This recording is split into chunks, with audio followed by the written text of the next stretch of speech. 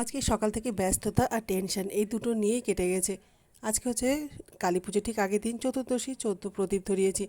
আজকে 19শে অক্টোবর, যাচ্ছি হচ্ছে পুরী। পুরীর রওনা দেব। 2024-এও গেছিলাম ঠিক কালী পুজোর আগের দিন, এরকম 14 প্রদীপ ধরিয়ে নিয়ে তারপর রওনা দিয়েছিলাম। 2023-এ গেছিলাম ঠিক লক্ষ্মী পুজোর দুদিন পরে।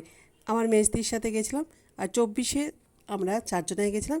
25-এও আমরা চারজন একসাথে রওনা দিয়েছি। আমাদের এই জার্নিতে, পুরী জার্নিতে তোমরা আমাদের সঙ্গে থেকো আর ব্লগটা দেখতে থাকো। আশা করি তোমাদের ভালো লাগবে। 2022 সাল থেকে আমি ব্লগ ভিডিও স্টার্ট করি। আর 2022-এ যাইনি পুরী, কিন্তু তখন সেই সময় অনেক জায়গায় ঘুরেছি, সেই ভিডিওগুলো পোস্ট করতাম। 2023-এ গেলাম পুরী, 24-এ, এবার 25-এ যাচ্ছি। আর এই 2 বছরের অভিজ্ঞতা দুরকমভাবে হয়েছে। ব্লগ করাটা যে এতটা নেশার মতো হবে কোনোদিন ভাবতে পারিনি। কারণ আমি এতটা কথা বলার মানুষ না, যেহেতু খুবই চুপচাপ মানুষ। আর এতটা কথা বলতে পারবো কোনোদিন ব্লগে ভাবতেও পারিনি। তোমাদের সাথে কথা বলতে বলতে চলে এসেছি নৈহাটি প্যান্ডেল পার করে হাওড়া স্টেশনে। এখানে বসে করবো খাওয়া দাওয়া, কিছুক্ষণ বিশ্রাম, তারপরে উঠবো ট্রেনে। ব্লগের প্রথমে শুরু করেছিলাম টেনশন আর ব্যস্ততা নিয়ে। আর টেনশনটা ছিল ছেলের গতকাল ছিল ধুম জ্বর। আর ধুম জ্বর হওয়ার জন্য ভাবছিলাম টিকিটটা ক্যান্সেল করতে হবে, যাবো না ভেবে নিয়েছিলাম। এত জ্বর নিয়ে কী করে যাই, কিন্তু জগন্নাথ দেবের আশীর্বাদে জ্বরটা নেমেও গেছিলো। আমরা রওনা দিয়ে দিয়েছি।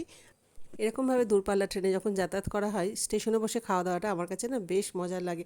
আর প্রতিটা মুহূর্ত আমি ক্যামেরাবন্দি করি। আর ভালো লাগে ক্যামেরাবন্দি করে রাখতে জিনিসগুলোকে, প্রতিটা মুহূর্তকে। কারণ পরে যখন আমি এগুলোকে দেখি, আমার যে কী ভালো লাগে। যখন অবসর সময় বসে থাকি, মনটা একটু খারাপ করছে, এই পুরীর ব্লগটা দেখি, বা যেখানে ঘুরতে গেছি সেখানকার ব্লগ দেখি। আর এবার আমার ট্যুরে যেটা জুড়েছে হচ্ছে এই নতুন ফ্লাক্সটা। এই ফ্লাক্সটা দিয়েছে ওর একটা স্টুডেন্ট, কাঁচরাপাড়ায় থাকে। সে দেওয়াতে এই ফ্লাক্স আছে অনেক কটা, কিন্তু এই ফ্লাক্সটা এতটাই সুন্দর, এতটাই হালকা যে চা না নিয়ে এসে আর পারলাম না। বিভিন্ন ট্যুর থেকে বিভিন্ন রকম অভিজ্ঞতা আমি সঞ্চয় করি।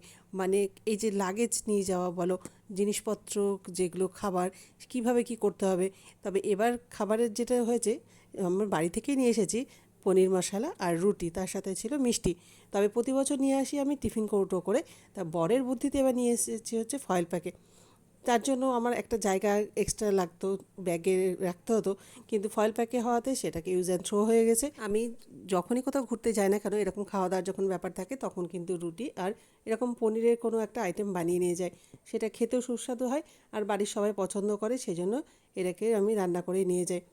আর খেতে খেতে এই ব্লগটাকেও শেষ করি। আবারও তোমাদের সাথে দেখা হচ্ছে মিনি একটা কোনো ব্লগে, পুরীর অবশ্যই ব্লগে তোমাদের সাথে দেখা হচ্ছে। আজকের মতো টাটা। সবাই খুব খুব ভালো থেকো।